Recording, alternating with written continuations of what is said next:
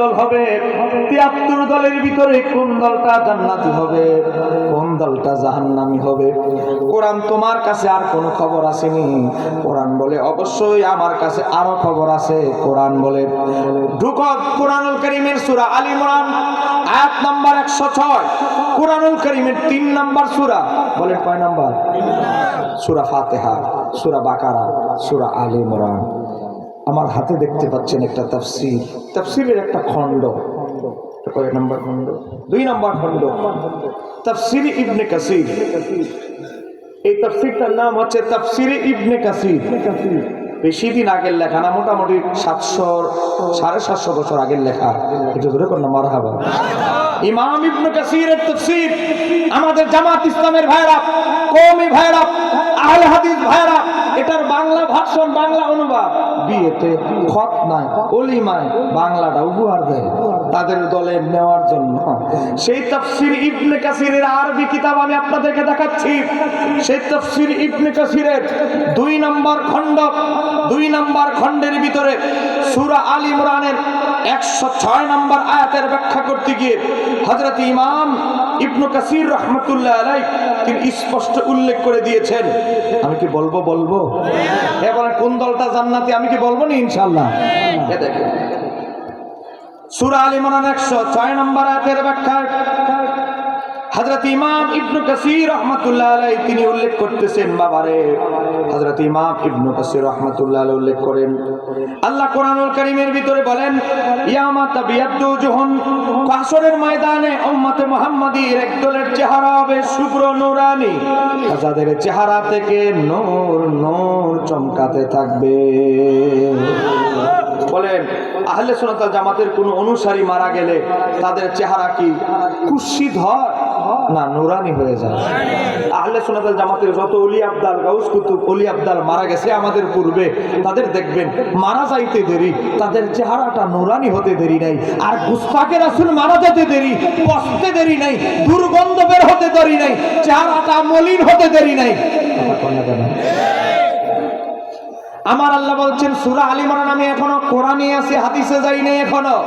কোরআনে সূরা আলে ইমরানের 106 নম্বর আয়াতে আল্লাহ বলছে, ইয়াউমা তাবিয়াদ্দু উজুহুন, হাসরের ময়দানে উম্মতে মুহাম্মাদীর একদলের চেহারা হবে শুভ্র নূরানী, ওয়া তাসওয়াদ্দু উজুহুন, আরেক দলের চেহারা হবে কুৎসিত। আমাবস্যার রাত যেমনি ভাবে অন্ধকারময়, তাদের চেহারাটা এমন কুৎসিত হবে।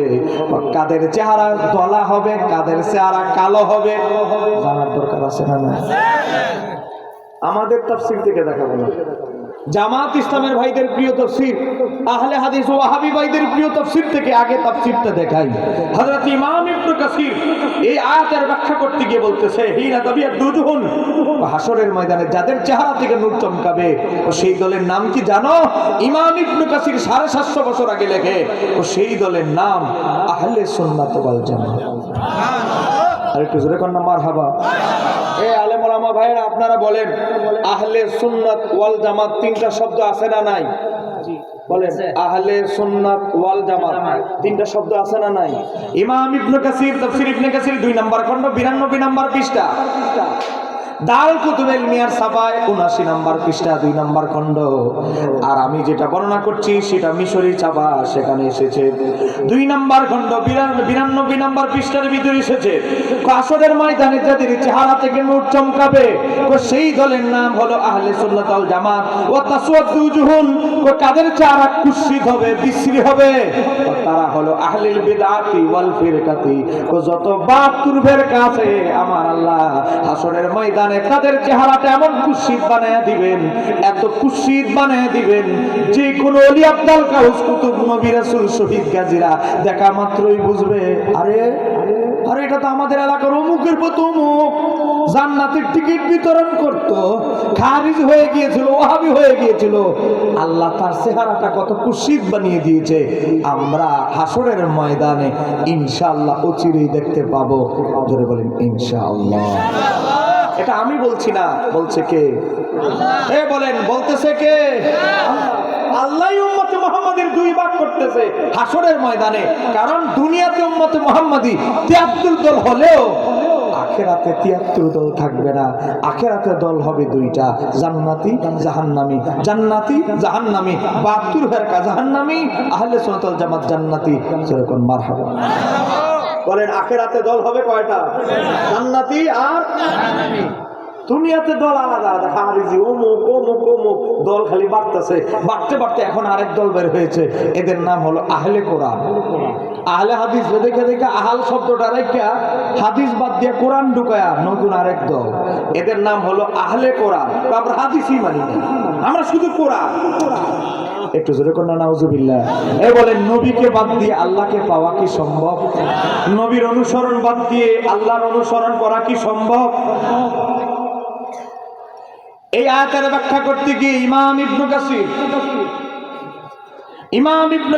তাফসীর ইবনে কাসিরের ভিতরে লেখে, কয় জান্নাতি দলের নাম আহলে সুন্নাত ওয়াল জামাত, বাতিল ফেরকা। বাতিল ফেরকার চেহারা কুৎসিত হবে, জান্নাতি দলের চেহারা শুভ্র নুরানি হবে।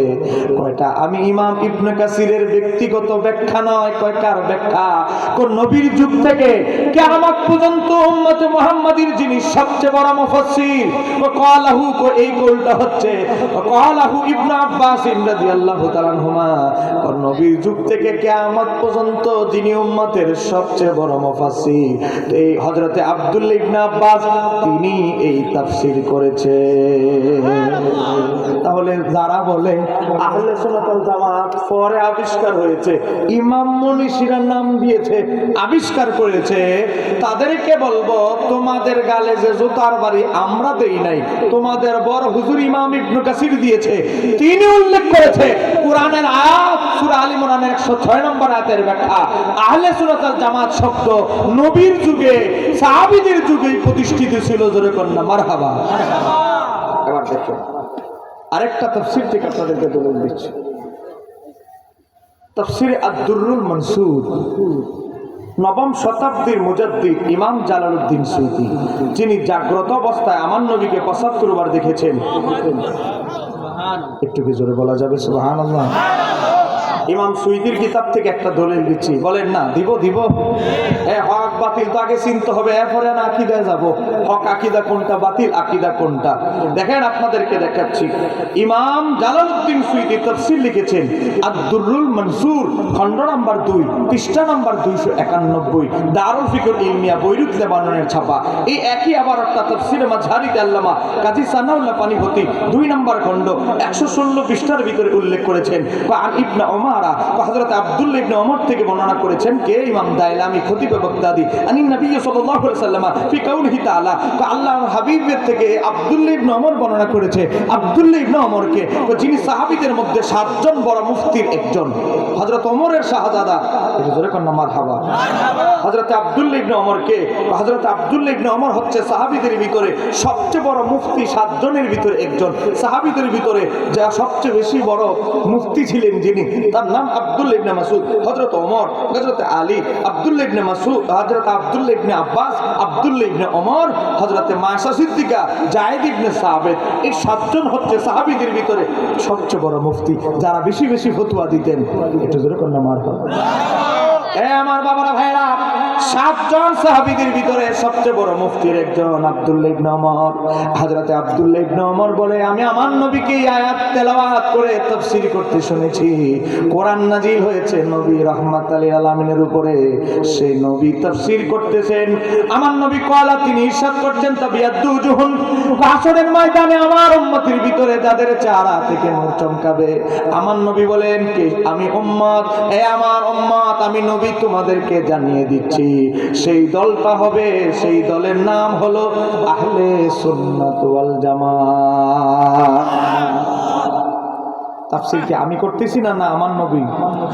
বলেন, তাফসীর কি আমি করতেছি না আমার নবী? আমার নবী শুনেছেন কে? নবীর সাহাবী আব্দুল্লাহ ইবনে ওমর। আবার আমার নবী বলতেছেন, ওয়াতাসওয়াদু জুহুন, কাদের চেহারা কুৎসিত হবে?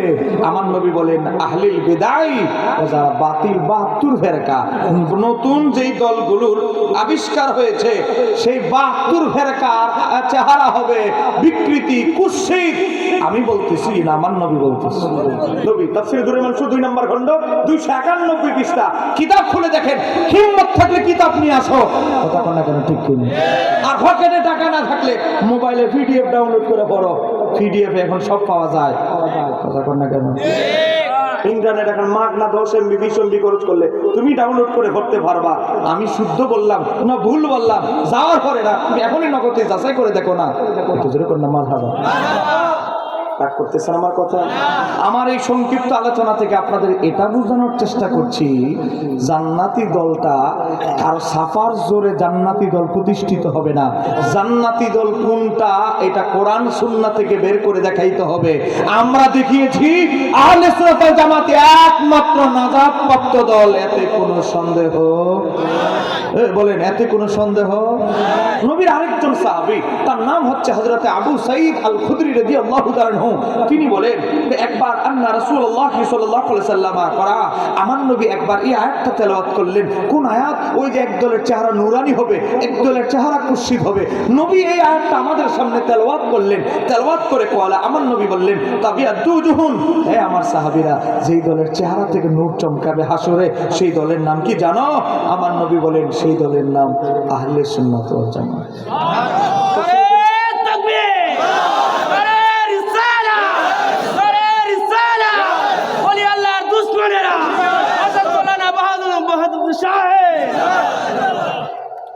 এ ভাইয়ের কাছে একটা পোস্টার দে, আমার নামটা ভুলে গেছে, একটু জোরে কর না মারহাবা। মোহাব্বত, ভালোবাসা। কই আমি চট্টগ্রাম থেকে এসেছি আর কই কিশোরগঞ্জ। এই যে আমাদের এই যে সম্পর্কটা, এই যে আপনারা আসলেন, আমি আপনাদের দাওয়াতে আসলাম, এই মহব্বতটা টাকার নয়, ইমানি মহব্বত। কথা বলেন ঠিক কিনা? আমি যদি এক জায়গা মারাও যায়, অন্তত দোয়া করবেন যে আমাদের একজন লেখক ছিল, আমাদের একজন ছোটখাটো মুনাজার ছিল, বাস মুনাজারা করতো, আমাদের একজন ভাই মারা গেছে, তা আমার মাগফিরাতের জন্য দোয়াও তো করবেন, আমি যেই প্রান্তেই থাকি, কারণ আমাদের সম্পর্ক ইমানের। কথা কর। এবার আসেন, দল ক্লিয়ার করলাম, এরপরে আকীদা যাব। তাহলে আমাদের এই সংক্ষিপ্ত পর্যালোচনা থেকে ক্লিয়ার হয়ে গেলাম, আমরা যে আহলে সুন্নাত ওয়াল জামাত করি আর আমাদের দলটা যে জান্নাতি দল, এতে আর কোনো সন্দেহ? জোরে বলেন, এতে কোনো সন্দেহ? আরেকটা দলিল দিয়ে আমার আলোচনা শেষ করছি। সেই দলিলটা হচ্ছে, আজকে কথিত কিছু আহলে হাদিস বের হয়েছে, এভাবে নামাজ পড়ে পা দুইটা সরায়া ওয়ালা দালিন বলার পরে বলে আমিন, আছে না নাই? কিছুদিন পরে বলবে শবে বরাত বেদাত, শবে বরাতের সময় পার হওয়ার পর আসবে রমজান, বলবে রমজানে তারাবি 8 টাকা, আছে না নাই? আপনাদের দোয়া আগামী ফেব্রুয়ারির 2 তারিখ, বলেন ফেব্রুয়ারি কয় তারিখ? মোটামুটি 90% ফাইনাল হয়ে গেছে। শবে বরাত নিয়ে আরেকটা ডিবেট অনলাইনে বাহাস হবে, বলেন আপনারা কি আমার পক্ষে থাকবেন তো? ইনশাআল্লাহ। আমি মুফতি শহীদুল্লাহ বাহাদুর হিসাবে অনলাইনে যাব না, আমি আপনাদের একজন আহলে সুন্নাত ওয়াল জামাতের নগণ্য প্রতিনিধিত্ব করব, প্রতিনিধি হিসেবে শবে বরাতের পক্ষে আমি উপস্থাপন করব, আর তারা শবে বরাতের বিরুদ্ধে আদা জল খেয়ে লাগবে। আমি দলিলের আলোকে প্রমাণ করব শবে বরাতে আমল ইবাদত করা অনেক সওয়াবের কাজ। কথা কোন ঠিক কি না? পারলে একটু কমেন্ট করবেন, শেয়ার করবেন, সত্য মানুষের কাছে ছড়িয়ে দিবেন। গত যে অনলাইনে ডিবেট হয়েছে, 1.5 দিনে, একদিনে রাত্রে বাস হয়েছে, দিনের বেলা 12 লক্ষ মানুষ দেখেছে। আমি চাই আপনারা এবার আমার পাশে আবারও থাকেন। জোরে বলেন ইনশাআল্লাহ, একটু জোরে বলেন ইনশাআল্লাহ। এই সুরের দলেরা মনে করেছে আমরা বাস মুনাজারা করার ক্ষমতা আমাদের নাই, কথা কন না কেন? সহি হাদিস, সহি গুরু, তারাই হক, তারাই সব দলিল বুঝি তাদেরই আছে। বিশ্বকে জানিয়ে দেওয়ার সময় এসেছে, আমরাও যে দলিলের অনুসারী, আমাদের দল হক, আমরা কোনো আকীদা, কোনো আমল দলিল ছাড়া পালন করি না। কথা কন না কেন ঠিক কিনা? বাবা, আজকে দেখেন কোরআন হাদিসের কিভাবে অপব্যাখ্যা হচ্ছে। আজকে বেদাত বললে বেদাতের অপব্যাখ্যা করা হচ্ছে, আজকে শিরিক বললে শিরিকের অপব্যাখ্যা করা হচ্ছে। শব্দ তাদের ডিকশনারিতে তিনটা, বলেন এদের ডিকশনারিতে জিহ্বার আগায় শব্দ থাকে কয়টা? 1 নাম্বার শিরিক, 2 নাম্বার বেদাত, রেগে গেলে মাজার পূজারি। বলেন না শব্দ তাদের ভান্ডারে কয়টা? 1 নাম্বার শিরিক, 2 নাম্বার রেগে গেলে মাজার পূজারি। আর তাদের কোনো ডায়লগ আছে? ফতুয়া ডায়লগে 3টার ভিতরই শেষ। আয়াত এত, কোরআনের 6666 আয়াত আর কোনো মুখস্থ না থাকলেও কুল ইন্নামা আনা বাশারুম মিসলুকুম এটা তাদের ঠোঁটের আগায় থাকে। কথা কন না? হাদিস আর কোন না মুখস্থ থাকলেও কুল্লু বেদাতিন দালালা এই হাদিস তার জিহ্বায় আগায় থাকে। বলেন কথা কি বাস্তব না বাস্তব? শিরিক ফতুয়া হয়ে গেছে কচু পাতার মতো সস্তা, বেদাত ফতুয়া হয়ে গেছে আরো তার চেয়ে সস্তা। বেদাত মানে নতুন আবিষ্কৃত, যত নতুন যেটা বের হয়। এই যে টুপি, এই যে আমরা টুপি পরি, টুপি কি নতুন না পুরাতন? বলেন টুপি কি নতুন আমল না পুরাতন আমল? নতুন আমরা টুপি পরতেছি না যুগ যুগ ধরে পুরাতন? আজকে হঠাৎ করে যদি কেউ ফতুয়া দেয়, এই যে দেখেন না লাল নীল ফতুয়া, রাসূল সাল্লাল্লাহু আলাইহি ওয়াসাল্লামের সালাত, ওরে বাবা রে। বইয়ের লেখক আব্দুর রাজ্জাক বিন ইউসুফ, বইয়ের লেখকের নাম আল্লাহর নামে, বইয়ের নাম নবীর নামে, কিন্তু আল্লাহ রাসূলের দুশ্মনীতে বই ভরা। কথা কোন ঠিক কিনা? এই দেখেন 140 পৃষ্ঠা তাকে প্রশ্ন করছে, কয় সালাতের সময় টুপি পড়তে হবে কেউ, নামাজ পড়ার সময় কি টুপি দরকার আছে? উত্তর দিতেছে রাসূল সাল্লাল্লাহু আলাইহি ওয়াসাল্লাম টুপি মাথায় দিয়ে সালাত আদায় করতেন, তার কোনো প্রমাণ নাই। এটা একটা বেদাত। আপনারা বলেন টুপি পরা কি বেদাত না সুন্নাত? এখন এই কথিত ওয়াহাবি আহলে হাদিসরা বলতেছে বেদাত, আমরা কি মানবো? বেদাত মানে নতুন, তারা বলে আমরা নাকি এটা নতুন বানাইছি। আপনারা যাদের দাড়ি পেকে গেছেন 80-90 বছর বয়স, আপনারা আপনাদের বাবাকে দেখেছেন, আপনাদের দাদাকে দেখেছেন, তখন আপনারা ছোট। 200 বছরের ইতিহাস এই জায়গায় স্টেজে আছে। বলেন চাচা আপনার আব্বা জানলে তো দেখছেন টুপি পড়ছেনি, আপনার দাদা পড়ছেনি, চাচা তো দাদারা পড়ছেনি, 200 বছর ইতিহাস মঞ্চে আছে। আজকে বলে টুপি এটা বেদাত, রাসূলুল্লাহ টুপি পরে নাই। তো রাসূলুল্লাহ যদি টুপি পরে নামাজ না পড়ে থাকে, তো তুমি বাটপার মৌলবী কেন টুপি পরে নামাজ পড়াও? কথা বলে না কেন ঠিক কিনা? টুপি পরা যদি বেদাত হয়, রাসূলুল্লাহর সুন্নাত না হয়, তাহলে তুমি কেন টুপি পরে নামাজ পড়াও? জানে টুপি ছাড়া নামাজ জুমায় পড়াইলে জুতার বাড়ি ফিসার বাড়ি একটাও পড়বো না, খতিবগিরি টিকবো না। কথা কন রাগ করতেছেন আমার কথা? আজকে টুপিকেও বেদাত বলা হচ্ছে, আর কোনটা যে বেদাত বলবে কি আর বাকি আছে? মাজারে আমরা জিয়ারত করেছি বলেছে শিরিক, এরপরে আমরা কি করেছি? কবর জিয়ারত সুন্দর পদ্ধতিতে করি, শিরিক বেদাত। নবী রওজার দিকে ফিরে জিয়ারত করতাম, না না না কিবলামুখী হয়ে করো। আচ্ছা তারপরে ফরজ নামাজের পরে মুনাজাত বেদাত। আচ্ছা জানাজার পরেও দোয়া বেদাত। আচ্ছা এখন বলতেছে লাশ দাফনের পরেও দোয়া বেদাত।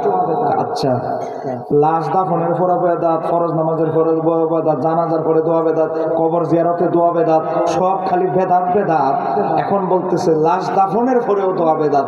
আচ্ছা লাশ দাফন করেও দোয়া করলাম না, তার পরবর্তীতে মা বাবার কবর জিয়ারত করে দোয়া করতে পারবো? এবার লিখতেছে কবরস্থানে গিয়ে সূরা ফাতিহা ইখলাস কোরআন তেলাওয়াত করে দোয়া করা তার সম্পূর্ণরূপে বেদাত। এবার কয় আপনার বাপ মার কবরে গিয়ে দোয়াও করতেন না, এটাও বলে আদা বেদাত। আবার সম্পূর্ণ আছে।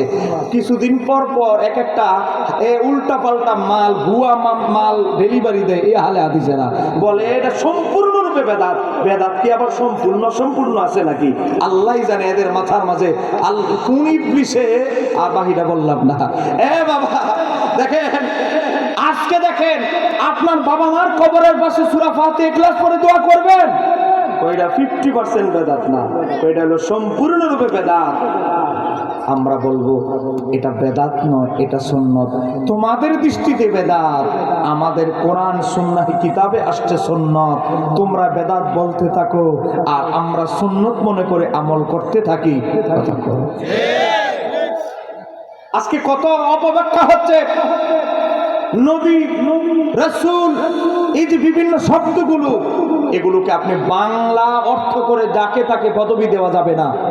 আজকে যে কুষ্টিয়ার মুফতি অর্থ করলো, নবী শব্দের অর্থ হচ্ছে কি? নবী শব্দের অর্থ সংবাদ বাহক, সংবাদদাতা। সে অর্থে আমার নবীও সাংবাদিক ছিলেন। আস্তে আস্তে কন না, আপনাদের কি ইমান দুর্বল হয়ে গেছে নাকি? আর আধা ঘন্টা আপনাদের কষ্ট দিচ্ছি, আধা ঘন্টা চলবে তো ইনশাল্লাহ? একজনের সারা রায় এ বাবা, এদের অবস্থাটা হয়েছে কি এমন, ওই আধা ডাক্তারের মতো।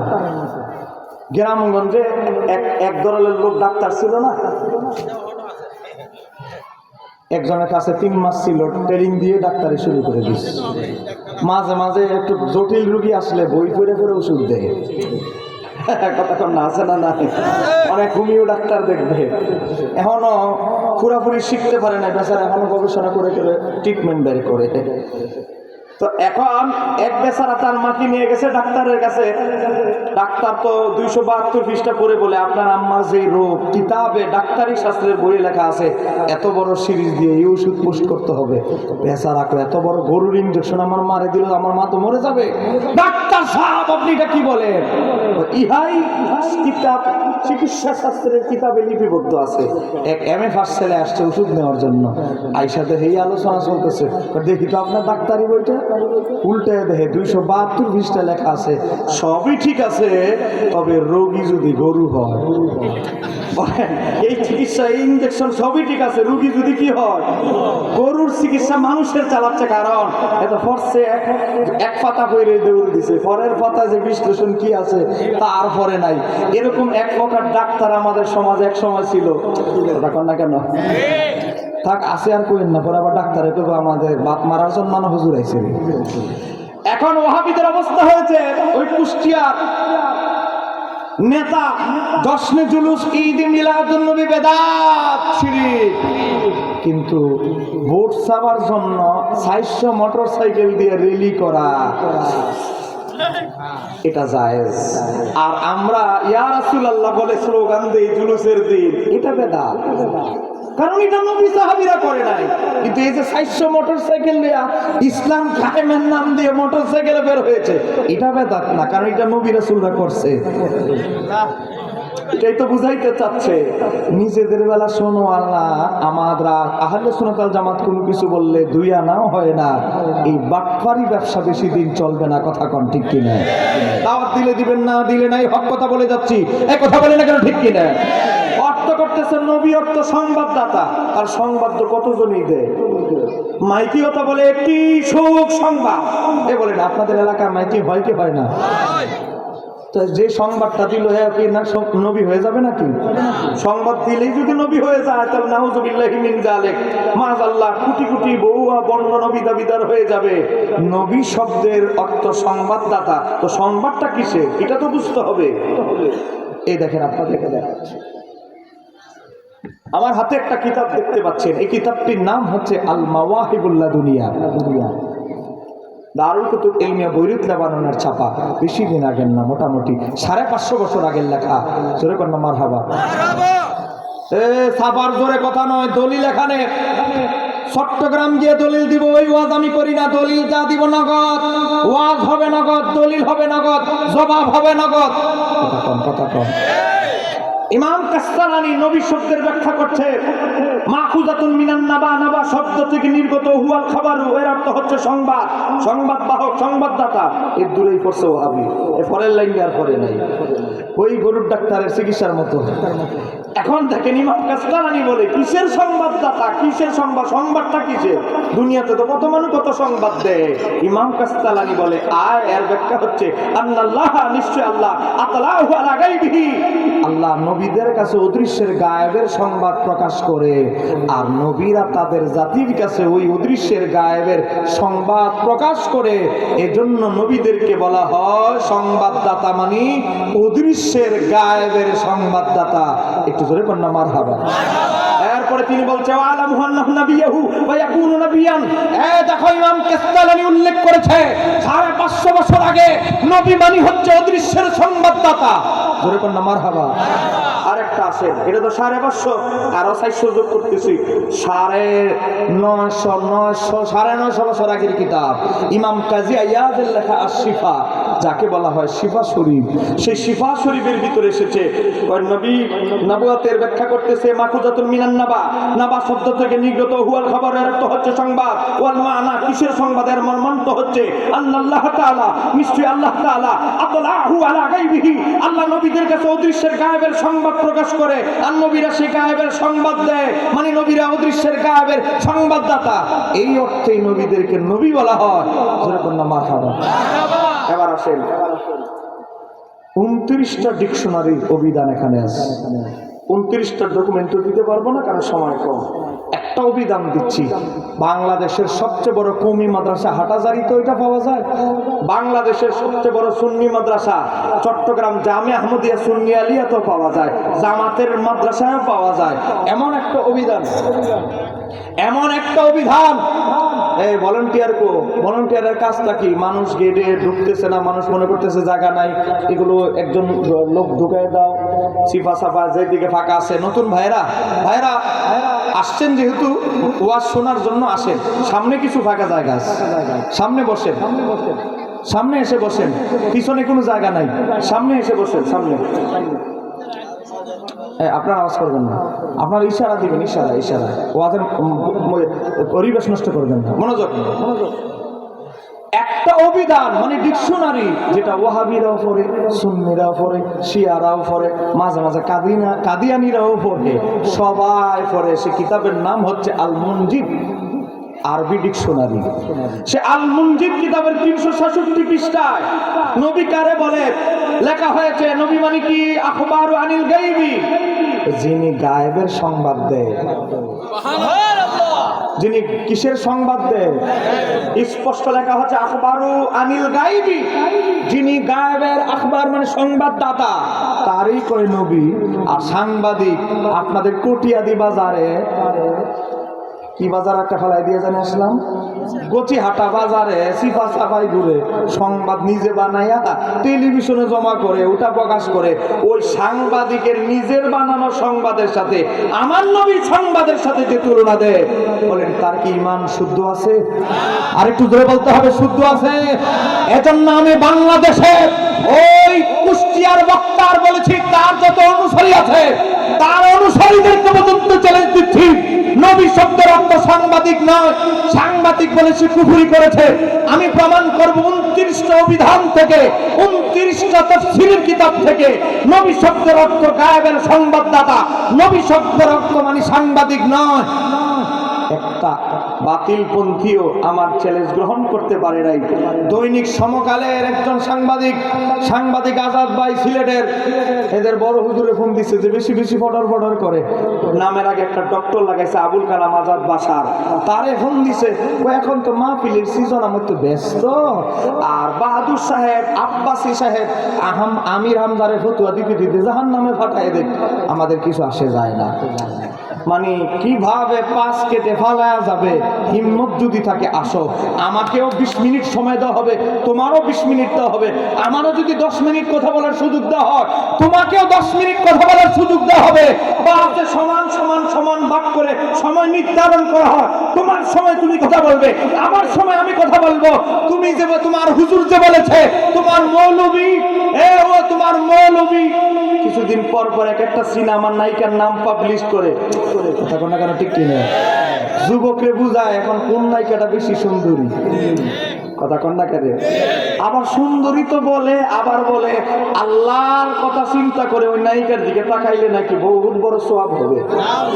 দেখেন না, একদল লোক মসজিদ আইসা বলে বহুত ফায়দা হবে, আর এই বেচারা বলতেছে সিনেমার ভারতের নায়িকার দিকে আল্লাহর কথা চিন্তা করে তাকাইলে নাকি বহুত ফায়দা হবে। ফায়দার আর শেষ নাই, কথা কন না কেন। রাগ করতেছেন নাকি আমার কথা? আমি আগেই বলছি আমার ওয়াজগুলো একটু গরম। আজকে আমার আলবারিক হয়ে যে কি করলো দেখলেন নি, 2 গরম বক্তা এক মাহফিলে দাওয়াত দিয়ে দিয়েছে, কম তো। দুই গরম ভর্তা একসাথে, কথা কন না কে? যাই হোক, আমি এই এলাকায় প্রথম আসছি, আপনাদেরকে বলছি দেখে। তো আজকে যে অপব্যাখ্যা করা হচ্ছে, নবীর পদবী আরেক সাংবাদিকে লাগাই দেয়, যারে তারে লাগাই দেয়, এটা তো এক মহা ঝামেলা, মহা ফিতনার মেলায় আমরা আছি, কথা কন না কে? ঠিক ঠিক। সহিহ বুখারী শরীফের 1036 নম্বর হাদিস থেকে বলছি। সহিহ বুখারী 1036 নম্বর হাদিসের ভিতরে এসেছে, আল্লাহর হাবিব সাল্লাল্লাহু আলাইহি সাল্লাম বলেন, লা তাকুমু সাআতু, কিয়ামত হবে না হাত্তা, ততক্ষণ পর্যন্ত। কখন? আমার নবী বলেন, যখন দেখবা হাত্তা ইউকবাদুল ইলমু, তো যখন এলেম উঠিয়ে না নেওয়া হবে ততক্ষণ পর্যন্ত কিয়ামত হবে না। নবীর কিছু সাহাবী দাঁড়ায় বলে, ইয়া রাসূলুল্লাহ, নবী গো, কিতাবপত্র সব ঠিক থাকবে, এলেম কিভাবে উঠে যাবে? আমার নবী বলেন, হক্কানি আলেমদের ইন্তিকালের মাধ্যমে এলেম উঠে যাবে, কারণ এলেম থাকে কিতাবে নয়, এলেম থাকে সিনায়। এলেম কিতাবের বইয়ের পাতায় থাকে না, বলেন এলেম গচ্ছিত থাকে কোথায়? সিনায়। আলেমরা তাদের এলেম তাদের কবরে সিনার সাথে নিয়ে যাবে। আর অজ্ঞরা জাহেলরা ফতোয়া দিবে, সহিহ বুখারী 100 নম্বর হাদিস, অজ্ঞরা ফতোয়া দিবে, নিজেরা পথভ্রষ্ট হবে, মানুষরে পথভ্রষ্ট করবে। আজকে সেই জামানাই চলতেছে, কথা কন। এরপর আমার নবী বলেছে, কিয়ামতের আগে আরেকটা জিনিস দেখবা। কয় কি দেখবা? ওয়াতাকসুরা জালাজিলু, ঘন ঘন ভূমিকম্প শুরু হবে। বলেন বাস্তব না বাস্তব? এই বলেন, ভূমিকম্পের সংখ্যা কি কমতেছে না বাড়তেছে? গত কিছুদিন আগে 16 ঘন্টায় 5 বার ভূমিকম্প হয়েছে এই বাংলাদেশ। 16 ঘন্টায় কয়বার? হ্যাঁ, আবার কিশোরগঞ্জের আশিক রাসূল ভাইরা, ১৫০০ বছর আগে আমার নবী ১৫০০ বছর আগে ভবিষ্যৎবাণী করেছে, কিয়ামতের আগে ঘন ঘন ভূমিকম্প হবে। আমার নবীর ভবিষ্যৎবাণী আজকে এখন সত্যে পরিণত হচ্ছে। তার মানে কিয়ামত ঘন ঘন শুরু হয়ে গিয়েছে। ও বাবা, কিয়ামতের গুরুত্বপূর্ণ ছোট সব আলামত প্রকাশিত হয়ে যাচ্ছে। আমার নবী বলেন, কিয়ামতের আগে আরেকটা জিনিস দেখবা, ওয়ায়াতাকারাবাজ জামানু, সময় সংকুচিত হয়ে আসবে, সময়ের বরকত মানুষ খুঁজে পাবে না। 3 দিনে মনে হয় 1 সপ্তাহ চলে গেছে, 10-12 দিনে মনে হয় মাস চলে গেছে, কথা কন। সহিহ বুখারী 1036 নম্বর হাদিস, আমার নবী বলছেন, মানুষ সময়ের বরকত খুঁজে পাবে না। 4 দিন 3 দিনই মনে হবে 1 সপ্তাহ চলে গেছে। ওই দিন জুমার নামাজ পড়েছে, 1 সপ্তাহ শেষ, আরেক জুমা চলে এসেছে। মানুষ সময়ের বরকত খুঁজে পাবে না। বলেন, আমার নবীর ভবিষ্যৎবাণী বাস্তব না বাস্তব? পিছনের বাইরে কি রাগ করছেন নাকি? আমার সুইটারম্যান থেকে হুজুর দাওয়াত দিয়েছে, কিন্তু কিশোরগঞ্জ কি হুজুর ওর বাপ? আপনারা কি রাগ করছেন নাকি আমার উপরে? একটা আওয়াজ দিয়ে বলেন, আমার নবীর ভবিষ্যৎবাণী বাস্তব না অবাস্তব? সময়ের বরকত নাই।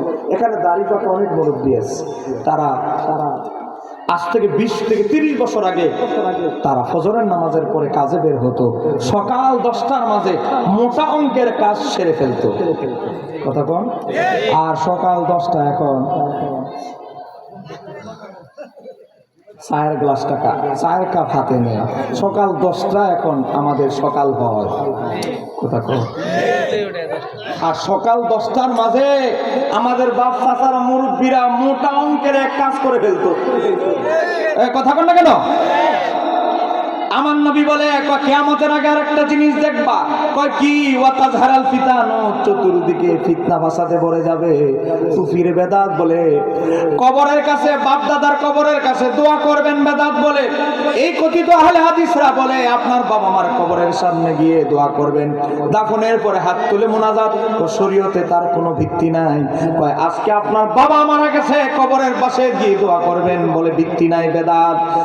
এত দোয়া বেদাত বেদাত বলতে বলতে কিছুদিন পরে বলবে দোয়া বলতে ইসলামী কিছু নাই, এটাই ফতুয়া দেওয়া বাহি আছে, কথা কয়।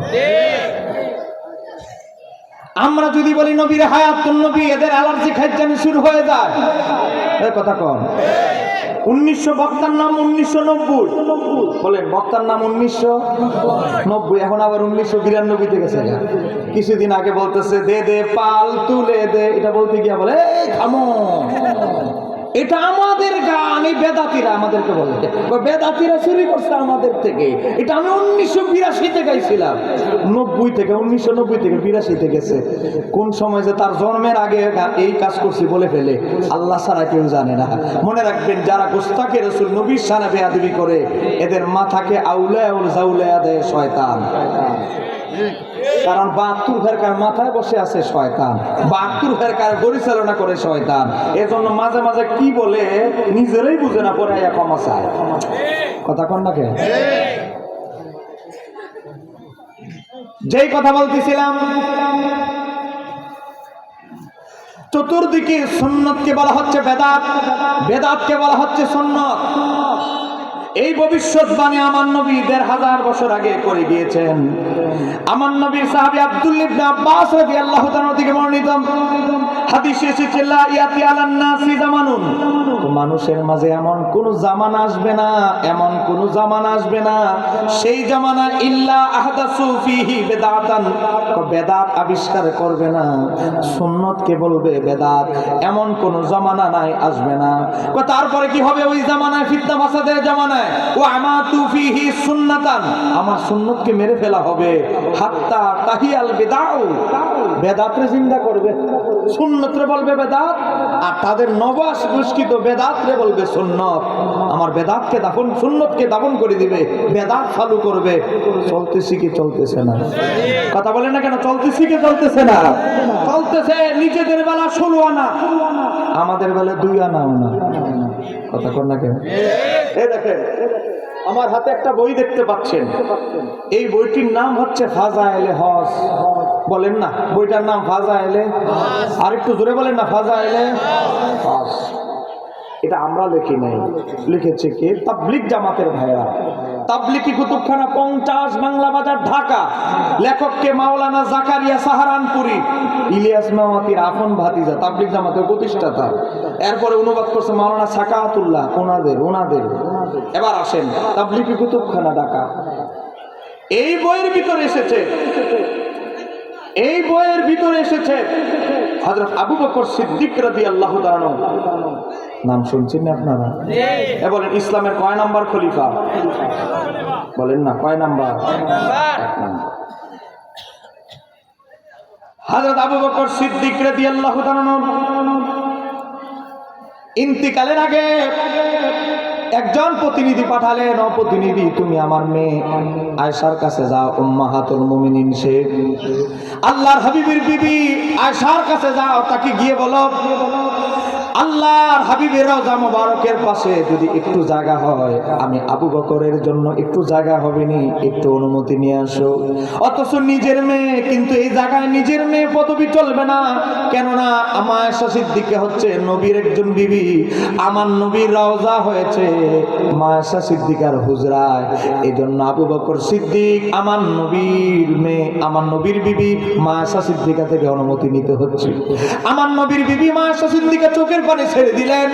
তিনি খলিফা, গোটা মুসলিম মুসলিম যত শহর আছে সব কিছুর মালিক, ক্ষমতা তিনি। কিন্তু তার ভিতরে এত আদব বিনয় দেখে বাবার মা আয়েশা সিদ্দিকা চোখের পানি ছেড়ে দিলেন, অনুমতি দিলেন।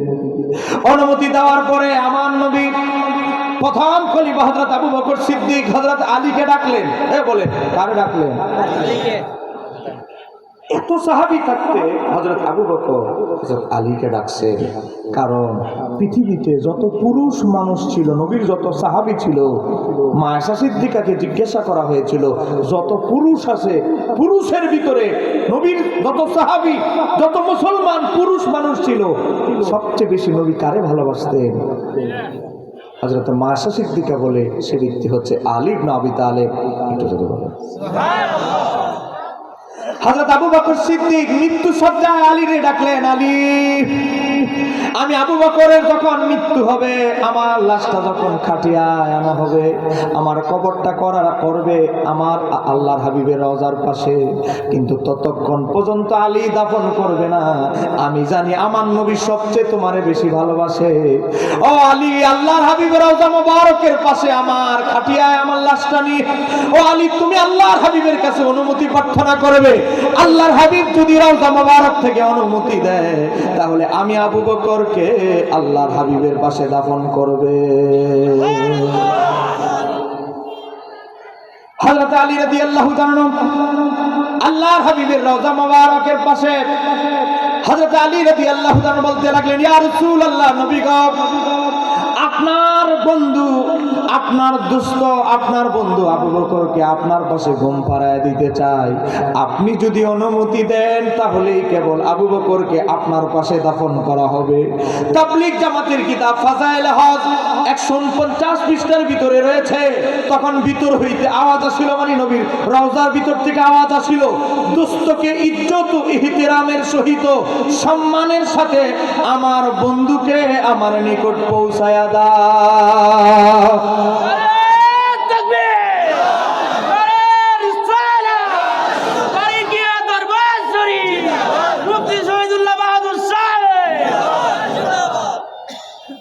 বলেন, এই কিতাব কি আমাদের না তাদের? বলেন না, আমাদের না তাদের? এখন আপনারা বলেন, আমার নবী কি মরা নবী না হায়াতুন নবী? এখন সহি সহি নাম লাগা আমাদেরকে বেদাতি বেদাতি মাজার পূজারি বলে কেউ যদি, আমার নবীর ওই 1990 সালের বক্তা বলে এ নবী তো মরাই, মরাকে তো কি বলবো, মরা বলবো না তো কি বলবো, এই 1990 সালের এই কথিত বক্তা আমার নবীকে মরা বলছে। আর হযরতে আবু বকর সিদ্দিকের আকীদা, হযরতে ফারুক আযমের আকীদা, মাওলা আলীর আকীদা আমার নবীর রওজা মোবারকে জিন্দা। একটু জোরে কথা বলেন, আহলে বাইতের আকীদা যদি হয়, সাহাবীদের আকীদা যদি হয়, আমার নবী জিন্দা। আমাদের আর নতুন আকীদা আমদানি রপ্তানির দরকার আছে? এ বলেন, দরকার আছে? গেল সাহাবীদের জামানা। আমার সময় আর কোন মিনিট আছে? 10-15 মিনিট চলবো না? না, জিয়াদি সাহেব আছেন, প্রত্যেকে তো সময় দিতে হবে। আপনাকে রাগ করতেছেন নাকি? ওয়াজ তো মাত্র জমলো না, গুছাইলাম না। কথা বলেন, আশিক রাসূলের দেখা, একসাথে আমরা বসেছি, এটা একটা সুন্দর পরিবেশ, এটা তো প্রতিদিন হয় না। কথা কন ঠিকই নাই? তাবিদের ভিতরে সাহাবীদের ছাত্রদেরকে বলা হয় তাবি।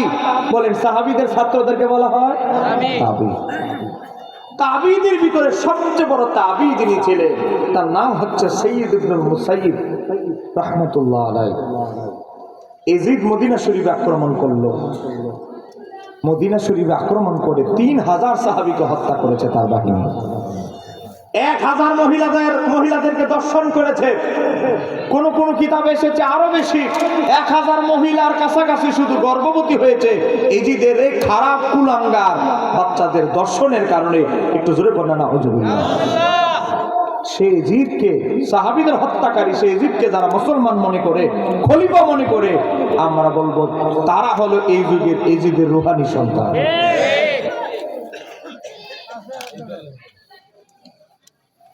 এজিদের সেনাবাহিনী প্রধান মুসলিম ইবনে উকবা মদিনা শরীফে আক্রমণ শুরু করলো, হত্যাযজ্ঞ চালাতে লাগলো। এমনকি মসজিদে নববীর ভিতরে মানুষ মসজিদে ঢুকছে নিরাপত্তার জন্য, মসজিদ থেকে টেনে টেনে মসজিদ থেকে বের করে করে ও হত্যা করেছে। নবীর সাহাবীদের ছাত্র তাবিদের ভিতরে শ্রেষ্ঠ একজন তাবি, তার নাম হচ্ছে হযরতে সাইয়্যিদ ইবনুল মুসাইয়্যিব। বিখ্যাত তাবি সাইয়্যিদ ইবনুল মুসাইয়্যিব বলে, আমিও মসজিদে নববীতে ঢুকলাম আত্মরক্ষার জন্য। দেখতেছি আমার সাথে যত আছে টেনে টেনে তাদেরকে বের করে হত্যা করে ফেলতেছে। আমি তখন একটু পাগলের ভান ধরলাম। বাস্তবে তো জীবন বাঁচানো ফরজ। বলে, জীবন বাঁচানো কি? তার চেয়ে বড় ফরজ হলো ঈমান রক্ষা। একজনে ভুয়া মামলা দিব, এজন্য আপনি ওয়াহাবি হয়ে যেতে পারবেন? খারিজি হয়ে যেতে পারবেন? ঈমান বিক্রি করা যাবে? তাহলে তো ইমাম আবু হানিফার জেলে যাইতে হইতো না, ইমাম আহমদকে শুলে চড়াইতে হইতো না, খলিফা বাদশার সাথে একটু হাতে নাতে একটু 19-20 করলেই হয়ে যেত। এই কথা কন না কেন, ঠিক কিনা? তাহলে মুজাদ্দিদ আল-বাসানি আর জেলে যেতে হতো না। কথা কন। সাইয়্যিদ ইবনুল মুসাইয়্যিব বলে, আমি তো পাগলের ভান ধরলাম, ইজিদের বাহিনী পাগল মনে করে আমার পালাই দিয়ে চলে গেছে, দরজা লাগাই লেছি, গিয়ে মসজিদে নববীতে ভিতরে পড়ে গেছি আমি, দরজা নক। 3 দিন পর্যন্ত মসজিদে নববীতে কোনো আজান হয় নাই, ইকামত হয় নাই। এজিদ ইসলাম কায়েমের নামে কি হত্যাযজ্ঞ চালিয়েছে এজিদ ইসলামের নাম দেখেন। এজিদ ইসলামের অবস্থা দেখেন। কিছুদিন আগে এক জায়গায় দেখলাম ইসলামী এক দলের নাম লাগা এক জায়গায় নিজেদের মন মতো চলে না বলে মসজিদ তালা দিয়া চলে গেছে চাবি নিয়ে। মুসল্লিরা বাইরে জুমার নামাজ পড়তেছে মসজিদের সামনে, বলতেছে আপনারা এখনো বাইরে নামাজ পড়তেছেন কেন? অমুক অমুক জামাতের দুই নেতা মসজিদ তালা দিয়ে তাকে মন মতো চলি না কেন, কমিটিতে তাদের জামাতের লোক ঢুকাই না কেন, তালা দিয়ে চাবি নিয়ে চলে গেছে, আমরা বাইরে জুমার নামাজ পড়তেছি। একটু জোরে কোন নাউজুবিল্লাহ। সব ইন্টারনেটে আছে। বলেন ওই এজিদ ইসলাম আর এখনের ইসলামের কি মিল দেখেন। তাদের ইসলামে এজিদও কি করছে, 3 দিন মসজিদে নববী তালা দিয়ে দিচ্ছে। এজিদ দালালেরা হযরত সাঈদ ইবনে মুসাইয়্যিব বলে 3 দিন আমি মসজিদের নববীর ভিতরে ঢোকা, খাবার টাবার নাই, আমি 3 দিনে এক ওয়াক্ত নামাজও আমি কাজা করি নাই। অন্ধকারে কেমনে আমি ওয়াক্ত চিনেছি? যোহরের যখন ওয়াক্ত হয়, আসরের যখন ওয়াক্ত হয় আমি নির্ধারণ করেছি। আমি যখন ঢুকেছি ওই সময় থেকে আমি খেয়াল করেছি, যখন যোহরের ওয়াক্ত হয় মসজিদে নববীতে আজান ইকামত, আজান না হলেও আজান বন্ধ ছিল না। আমি দেখেছি আমার নবীর রওজা মোবারক থেকে আজানের আওয়াজ আসতো। আমার নবীর মসজিদে আজান হবে না, এটা হতে পারে না। আমার নবী নিজেই আজান দিয়ে দিতেন।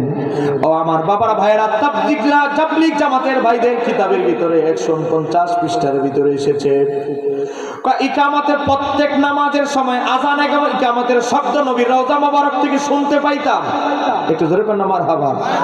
তাহলে কি বোঝা গেল? আমার নবী মরা না জিন্দা? আর একটু জোরে বলতে হবে, মরা না জিন্দা? শুধু জিন্দা নয়, আমার নবী এটাও বুঝে এজিদের সময়কাল চলতেছে, আজান বন্ধ হয়ে গেছে, দুনিয়ায় কি চলতেছে।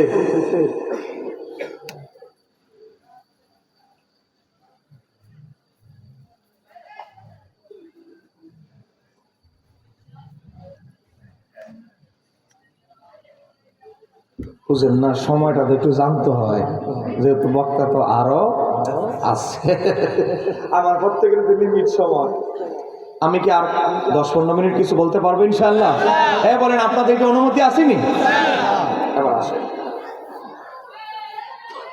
এই ঘটনা থেকে আমরা বুঝি নবী হায়াতুন নবীর পাশাপাশি দুনিয়ায় এজিদের ক্ষমতা চলতেছে, ফিতনা ফাসাদ চলতেছে, এই জ্ঞানও আমার নবীর আছে।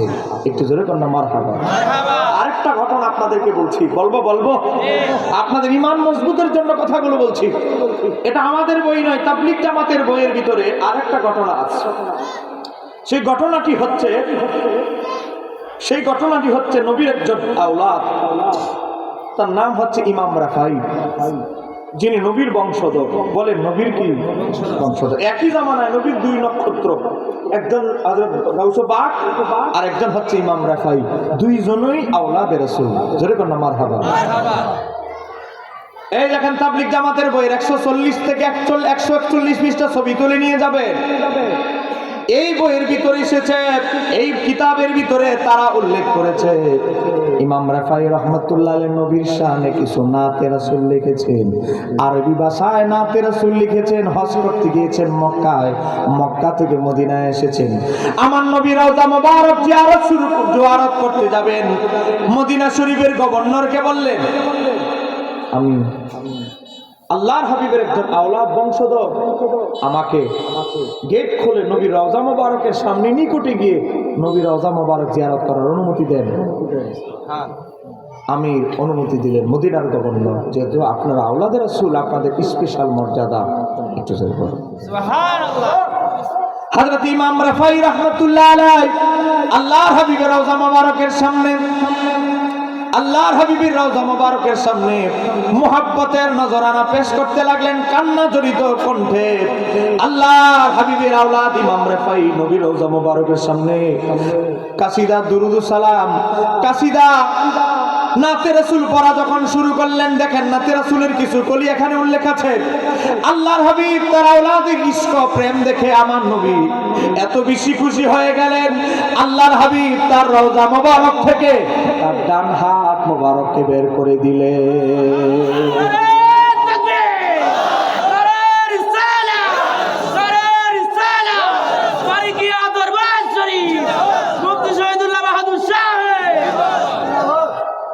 এবার ঠিক আছে, এটা যেরকম না মারহাবা। তাবলীগ জামাতের বইয়ের ভিতরে রয়েছে, বলা হয়, আমি ডাইরেক্ট তাদের হুবহু তাদের শব্দটা পড়তেছি। হযরত ইমাম রাফাই রাহমাতুল্লাহ আলাইহি তাহা চুম্বন করিয়া ধন্য হন, মানে আমার নবীর হাত মোবারক চুমু খেতে থাকে।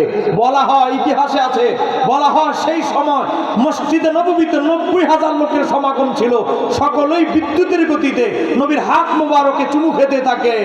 আর 90,000 লোকের মধ্যে তাহাদের মধ্যে মাহবুবে সুবহানী হযরত আব্দুল কাদের জিলানী রাহমাতুল্লাহ আলাইহি একজন ছিলেন।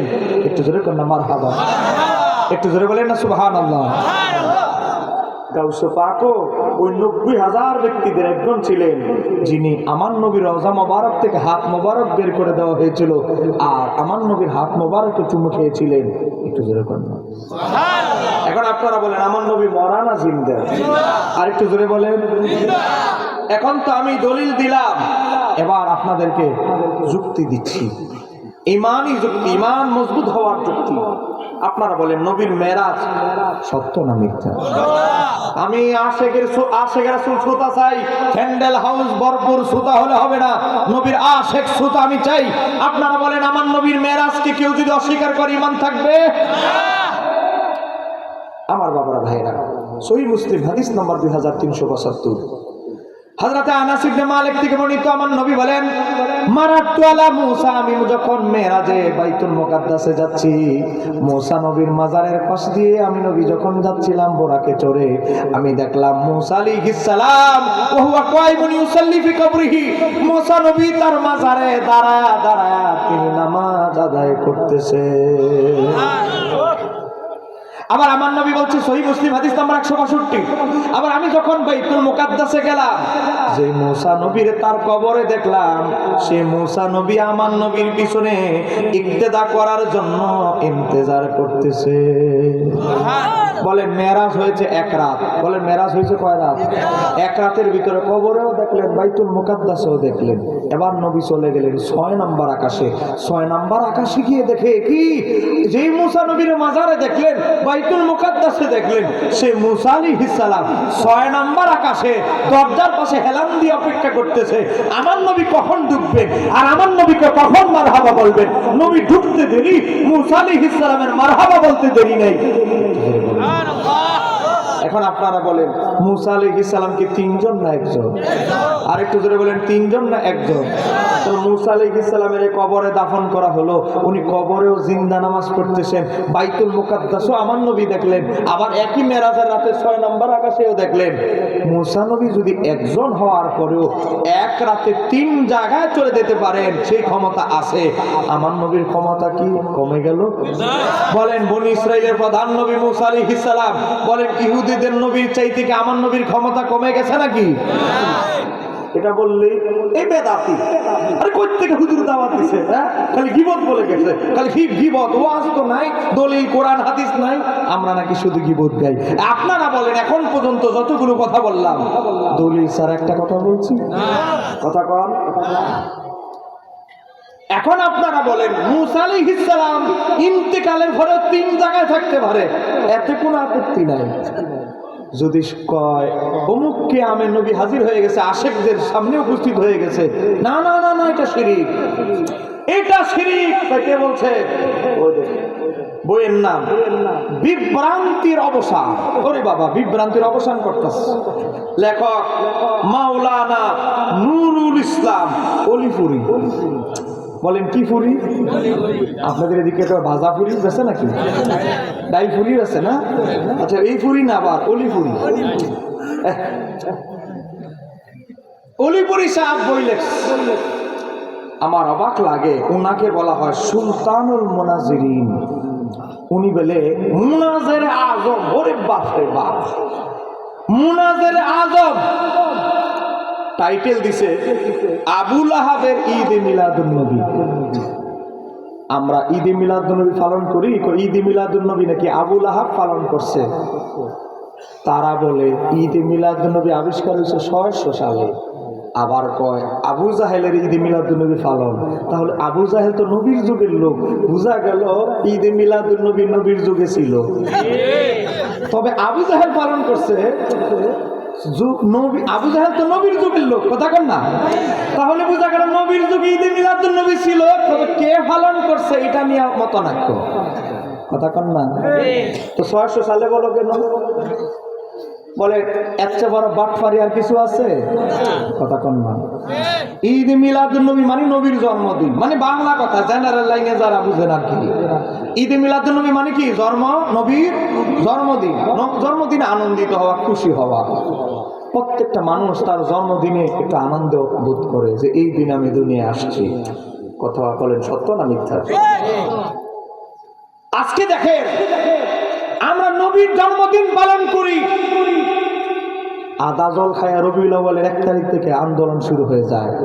ওই আপনাদের পাশের যারা ব্রাহ্মণবাড়িয়া লাঠি সোটা নিয়ে কাউতুলি মনের মধ্যে বসে আছে সাংবাদিক একজন, আমি হরেন তো আর নাই, বোতল দিয়ে দেখাইতেছি, সাংবাদিক একজন বলতেছে দেখতে তো আপনাদেরকে হুজুরের মতো মনে হয়, তো লাঠি সোটা নিয়ে এখানে বসে আছেন কেন? আমাদের একদল বেদাতি ভাই আছে, এদেরকে একটু উত্তম মাধ্যম দেওয়ার জন্য লাঠি সোটা নিয়ে বসে আছি। একটু জোরে কর, একটু জোরে বলে না নাউজুবিল্লাহ। এ বলে এটা কি ইসলামের শিক্ষা?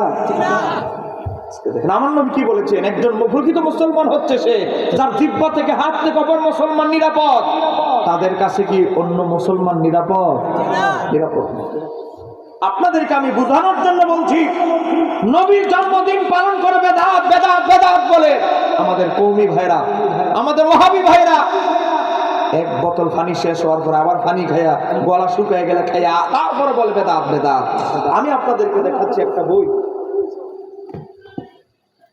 এই বইটার নাম হচ্ছে ফাতওয়ায়ে রশিদিয়া, যেটাকে আমরা ফতোয়ায়ে রশিদিয়া বলি।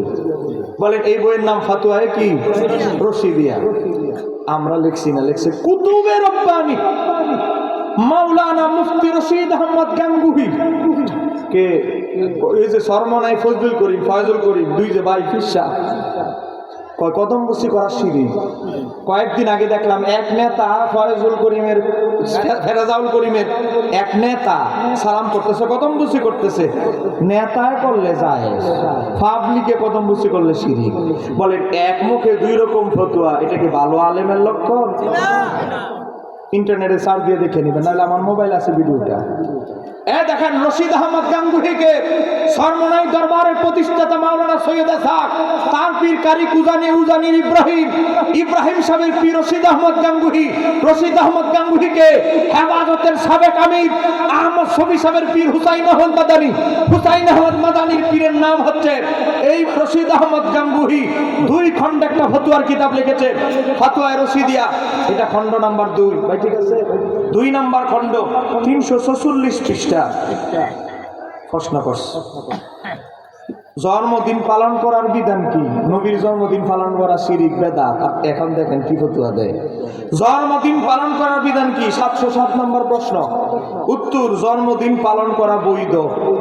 যেরকম না মারহাবা। বলেন আমরা নবীর মিলাদুন্নবীতে তবারুকের আয়োজন করি কি করি না? বলেন ওয়াহাবিদের টেয়া নিয়ে না নিজেদের টেয়া? তাও এদের সহ্য হয় না। নিজের টেয়া খরচ করি তাও সহ্য হয় না। তারাকারি দিয়ে আমাদের মাদ্রাসায় দাও, জুলুসে কেন খরচ করো? মাদ্রাসায় দেন, আবার জায়েজ হয়ে যাবে। 60 দিনের অনুষ্ঠান করেন, বেদাত হয়ে যাবে। মাদ্রাসায় দেন, জায়েজ হয়ে যাবে। কথা কন না কেন? যাকাত ফিতরার নাম দিয়ে টাকা খাইতে খাইতে ঈদুল আজহা কোলাকুলি করতে গেলে ভুক লাগে না, লাগে কি? আসেনি আপনাদের এলাকায় এরকম মুহতামিম? আসেনি? বাবা বলতেছে নবীর জন্মদিন পালন নাকি বেদাত শিরিক। আবার দেখে রশিদ আহমদ গাঙ্গুহি লিখতেছে জন্মদিন পালন করা বৈধ। তেমনই ভাবে কয়েক বছর অন্তর, মানে বছর একবার জন্মদিনের স্মরণ করে আল্লাহর সন্তুষ্ট অর্জনের জন্য মানুষকে খাবার খাওয়ানোটাও বৈধ। মারহাবা। এই যে জুলুসে আমরা শরবত খাওয়াই, বিরিয়ানি খাওয়াই, 1 বোতল পানি কিনে দেই, টিস্যু দেই, যত কিছু দেই, কাকে খুশি করে? ধরে বলেন কাকে? তো তোমাদের হুজুর তো সোয়াবের কাজ বললো, জন্মদিন পালন তবারক আয়োজন করা, জন্মদিন পালন করা খ্রিস্টানদের অনুসরণ। এটা যদি অলিপুরি সাহেব যে ফতোয়া দিলেন জন্মদিন পালন করা খ্রিস্টানদের নীতি, তাহলে অলিপুরি সাহেব আপনাদের হাকিমুল, আপনাদের কুতুবের রব্বানি, আপনাদের কুতুবের রব্বানি রশিদ আহমদ গাঙ্গুহি কি বলবেন? রশিদ আহমদ গাঙ্গুহি তো বলেছে জন্মদিন পালন করা হালাল, বৈধ, আল্লাহর সন্তুষ্টির জন্য তবারুকের আয়োজন করা সওয়াবের কাজ বৈধ। তাহলে আপনাদের ফতোয়ায় কি অলিপুরি সাহেবের ফতোয়ায় তো গাঙ্গুহি সাহেব হয়ে যাবে খ্রিস্টানদের দালাল? কথা কন না কে? আজকে এত মিথ্যাচার কেমনে করতে পারে? এই নুরুল ইসলাম অলিপুরি সে তার 3টা বইয়ের ভিতরে লিখেছে আলা হযরত ছিল ইংরেজদের দালাল। আমি এই কিছুদিন আগে আলা হযরত কনফারেন্স গিয়েছে ঢাকা। আপনার আমার পেজে ঢুকলে, মুফতি শহীদুল্লাহ বাহাদুর পেজে গেলে দেখলে পাবেন ভিডিও। আমি সেখানে উল্লেখ করে দিয়েছি দেওবন্দি মাযহাবের কিতাব থেকে শুরু করে মাকালাকামাতুস সাদরাইন একটা কিতাব আছে, ইফাদাতে ইয়াউমিয়া একটা কিতাব আছে, সেখানে উল্লেখ আছে সেখান থেকে ওয়াহাবি মাযহাবের হাকিকতে আনা হয়েছে, দেওবন্দি মাযহাবে আনা হয়েছে। রশিদ আহমদ গাঙ্গুহি তৎকালীন ব্রিটিশ সরকার ইংরেজদের থেকে রশিদ আহমদ গাঙ্গুহি 800 রুপি পেত, আশরাফ আলী থানভী ইংরেজদের থেকে, ইংরেজদের ব্রিটিশদের থেকে 600 রুপি পেত। হাদিয়া তোফা ইংরেজদের থেকে টেহা নিল, তোমাদের হুজুর সালায়া দেয় সাফাবাজি করে আমাদের হুজুরের নামে। এর চেয়ে বড় বাটপারি দুনিয়াতে আর কিছু আছে? হ্যাঁ, কথা কোন আছে? আমি আমার কোন কওমি ভাই যদি থাকেন, আমি তাদেরকে আমি অনুরোধ করে যাচ্ছি, আপনারা আমার হোয়াটসঅ্যাপ নাম্বার কমিটি থেকে নিয়ে যাবেন, একটা প্রমাণ শুধু দিবেন আপনাদের নুরুল ইসলাম অলিপুরি যে লেখলো আলা হযরত ইংরেজদের দালালি করেছে। আমরা শুধু একটা ডকুমেন্ট, নির্ভরযোগ্য একটা ডকুমেন্ট দাও, আলা হযরত মাসিক ইংরেজদের থেকে কত টাকা নিত, আর আমাদেরকে একটু সময় দিব 10 মিনিট, আমরা প্রমাণ দিব তোমাদের বড় বড় হুজুররা ইংরেজদের থেকে কত টাকা নিত। একটু জোরে করুন না মারহাবা। বলেন আমাদের আলা হযরত কি ইংরেজদের দালালি করেছে? তার কোনো প্রমাণ কিয়ামত পর্যন্ত কেউ দিতে পারবে? এবার আসে আজকে রাসূলুল্লাহ সাল্লাল্লাহু আলাইহি ওয়াসাল্লামের ইলমে গায়েব বিশ্বাস করলে বলে শিরক।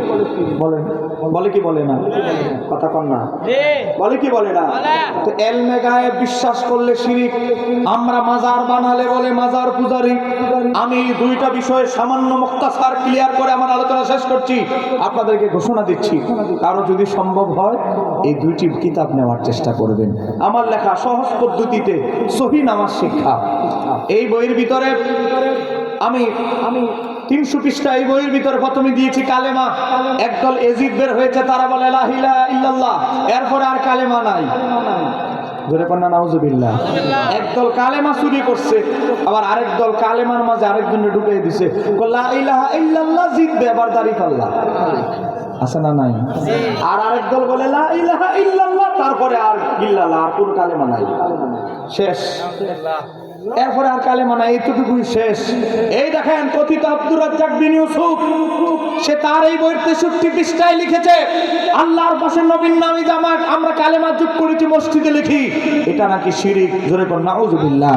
তারপরে সে লিখেছে, তার বক্তব্য আছে, ইউটিউবে সার্চ দিবেন কালেমায়ে তৈয়বা সম্পর্কে আব্দুর রাজ্জাক বিন ইউসুফ, এতটুকু লিখে সার্চ দিবেন, দেখবেন এই কথিত বক্তা বলতেছে আমি 20 বছর তদন্ত করে দেখেছি লা ইলাহা ইল্লাল্লাহ মুহাম্মাদুর রাসূলুল্লাহ এটা মুমিনদের কালেমা, কালেমায়ে তৈয়বা আমি কোন হাদিসের গ্রন্থে পাই নাই। জোরে কোন নাউজুবিল্লাহ। পাইবা কেমনে? সূর তো পাওয়ার বালা না, কুসু শাক বেশি বেশি করে খাও, ইনশাআল্লাহ পাইবা। ব্রেন যদি ডাউন থাকে, ছাত্র যদি বালা না হও, একটু বেশি বেশি বাদাম খাও, তাহলে যদি খুঁজে পাওয়া যায়।